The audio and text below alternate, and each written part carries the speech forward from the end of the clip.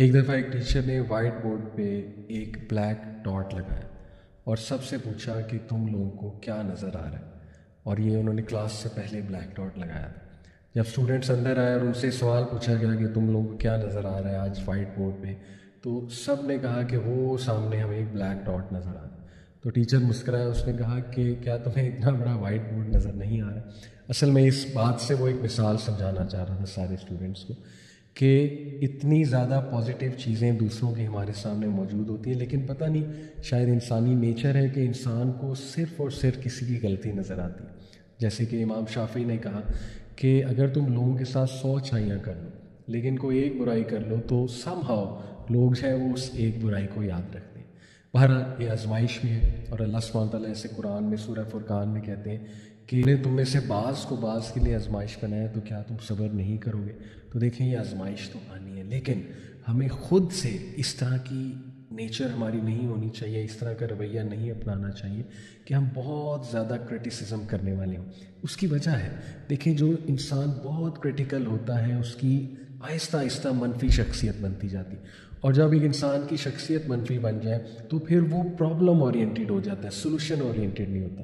اسے صرف پرابلم نظر آتی ہیں، اسے دوسروں کے صرف غلط رویے نظر آتے ہیں، وہ کسی بھی چیز میں پازیٹیوٹی نہیں دیکھ پاتا، اور پھر آہستہ آہستہ کیا ہوتا ہے کہ اس انسان کی اتنی شکایات جمع ہو جاتی ہیں کہ اسے اللہ نہ کرے اللہ سبحانہ وتعالیٰ سے بھی شکایات ہونے لگتی ہیں، اپنی زندگی سے شکایات ہونے لگتی ہیں۔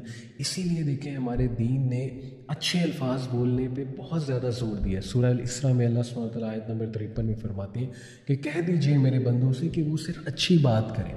اس کی وجہ کیا ہے؟ کیونکہ شیطان اس انتظار میں بیٹھے کہ کوئی نیگیٹو بات کرے اس کو میں ایمپلیفائی کروں۔ یہاں تک کہ ہمارے نبی نے تو یہ سکھا دیا کہ تم کبھی یہ نہ بولو کہ اگر ایسا ہو جاتا تو ایسا ہو جاتا، کیونکہ لفظ اگر جو ہے وہ لوپ ہول ہے، وہ شیطان کے لیے رستہ کھولتا ہے، اور شیطان پھر انسان میں شکایتی مزاج لے کر آتا ہے کہ انسان بس شکایتیں کیے جائے۔ اس لیے اس کا سلوشن کیا ہے جی؟ نمبر 1، سلوشن اورینٹیڈ بنے، پازیٹیو ٹاک کیا کریں بجائے کہ پرابلمس کو ہائی لائٹ کرنے کے۔ جیسے چائنیز پروورب ایک میں آپ کے سامنے رکھتا ہوں، بہت ہی خوبصورت محاورہ چائنیز کا، وہ کیا ہے کہ better to light one small candle than to curse the darkness.